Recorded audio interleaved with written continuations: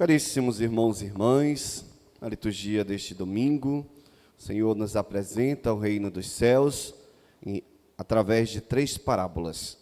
E nessas parábolas, uma é explicada, Jesus já se encarregou de fazer a homilia, explicando aqui a parábola do trigo e do joio, o que acontece, o que cada coisa representa. Por quê?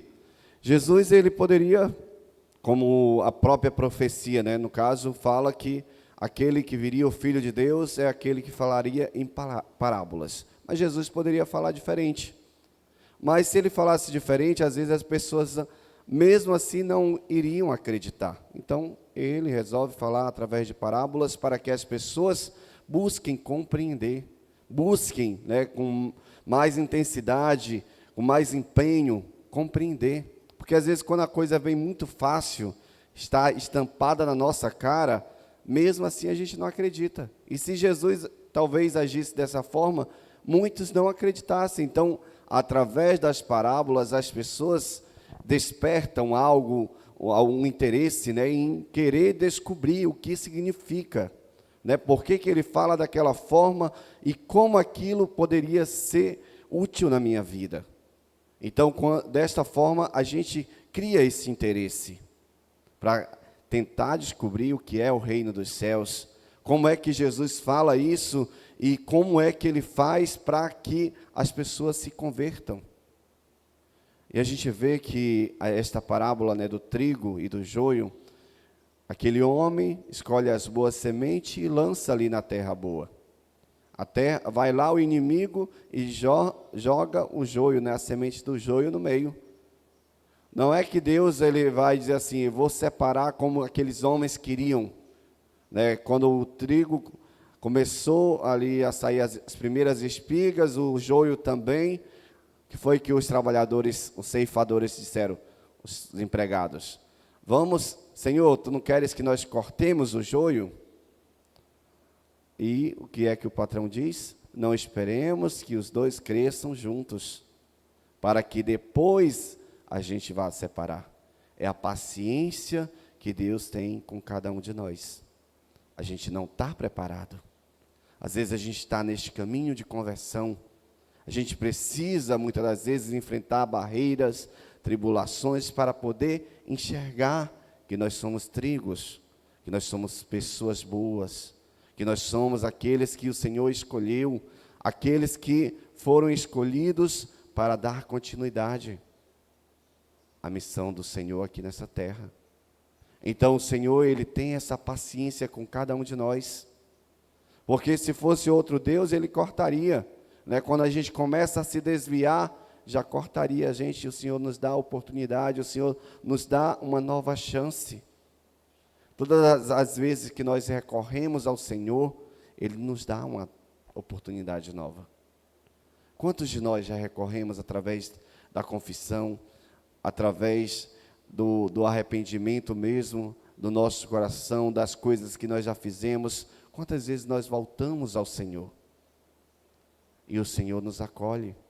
É dessa mesma forma, a explicação desse joio que é cortado ali, só no final, porque quando não tem mais jeito, o Senhor nos dá uma oportunidade, o Senhor nos mostra o caminho, e quando a gente realmente não quer, aí que acontece isso.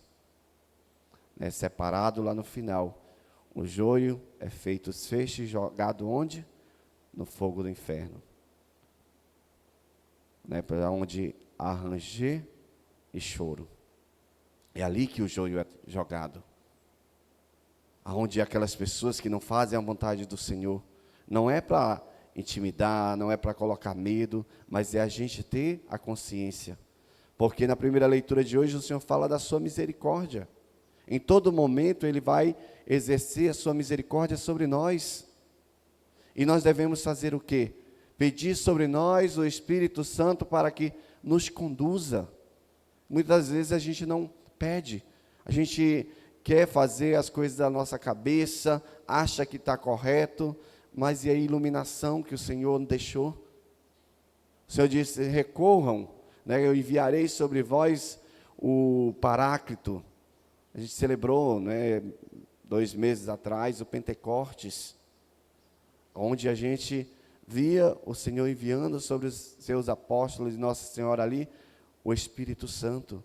E na segunda leitura de hoje é falado sobre esse Espírito, o quanto nós devemos pedir, o quanto nós devemos confiar, se nós queremos realmente adentrar a este reino que o Senhor preparou para nós. Nós precisamos da ajuda desse Espírito Santo sobre a nossa vida.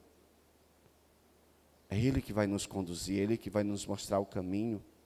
Ele é Deus, né? Pai, Filho e Espírito Santo. Então peçamos o Espírito Santo sobre nós, peçamos sobre as nossas decisões que nós vamos tomar de hoje em diante. Peçamos esse Espírito Santo para que nos conduza, nos mostre esse caminho, nos mostre o reino dos céus que o Senhor vem falar. Né? A gente vê que o reino dos céus, se o Senhor apresenta, muito pequeno, começa assim.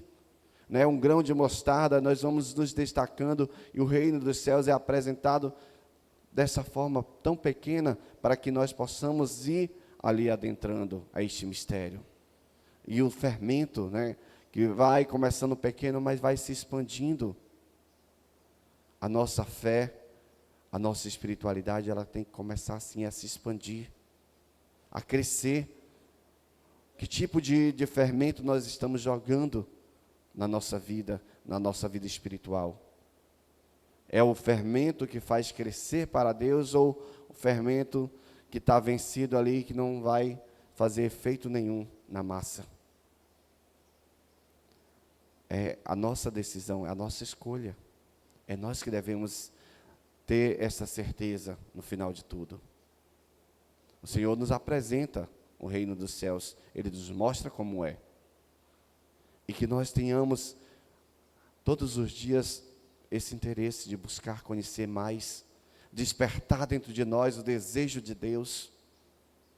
Como nós já temos essa caminhada que iniciamos, já temos esse pequeno desejo, esse pequeno interesse, que ele cresça dentro de nós, que ele cresça verdadeiramente para despertar para novas obras, para um novo homem, para uma nova mulher, porque nós somos capazes. Nós somos pessoas dotadas de sabedoria, de inteligência. E nós temos, né, não como os animais irracionais, mas como animais racionais, nós temos o poder da escolha. Eu escolho fazer o bem, eu escolho fazer o mal. O Senhor nos mostra esse evangelho justamente para saber discernirmos o que é bom e o que é ruim.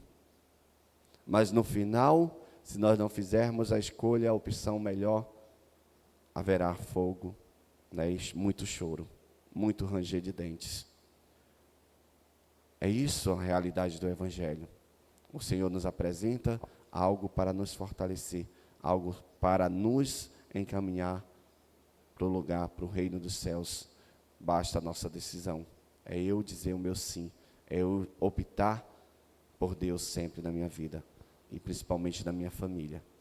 Que é o que a gente vê hoje, é o mundo querendo destruir a família. E que nós tenhamos essa consciência de buscar a cada dia fortalecer a nossa família. Ontem eu fui celebrar uma missa de 52 anos de casados, para a gente ver, né? O tamanho da responsabilidade, o tamanho da tribulação, o tamanho, como eu posso dizer, do compromisso, né, que um homem tem para com a mulher. Os dois se cuidando, os dois se respeitando, os dois construindo junto uma família. E não só construir, mas também saber educar, saber dar testemunho daquilo que você faz, buscando Deus, colocando Deus em primeiro lugar dentro da sua família. E é lá o ponto central, para que realmente esse reino de Deus ele possa se expandir. Começa dentro da nossa casa, dentro da nossa família. É a chamada igreja doméstica, aonde Deus ele habita do início ao fim das nossas vidas. É ali onde tudo se constrói. É ali onde Deus está vendo a nossa perseverança, é onde Deus está nos fortalecendo. porque é justamente isso, o Senhor nos dá essa oportunidade de nos fortalecer, da perseverança. Porque quando ele fala, mais uma vez aqui, sobre o fermento, é essa persistência, essa perseverança que nós devemos ter na nossa caminhada. Diante de tudo aquilo que vai se insurgir, daquilo que vai haver de dificuldade, de tribulação na nossa vida, mas a perseverança, ela deve permanecer. A esperança e a fé em Deus, principalmente, para que nós possamos obter a graça do reino de Deus, e já aqui nesta vida. Louvado seja nosso Senhor Jesus Cristo. Para sempre seja louvado.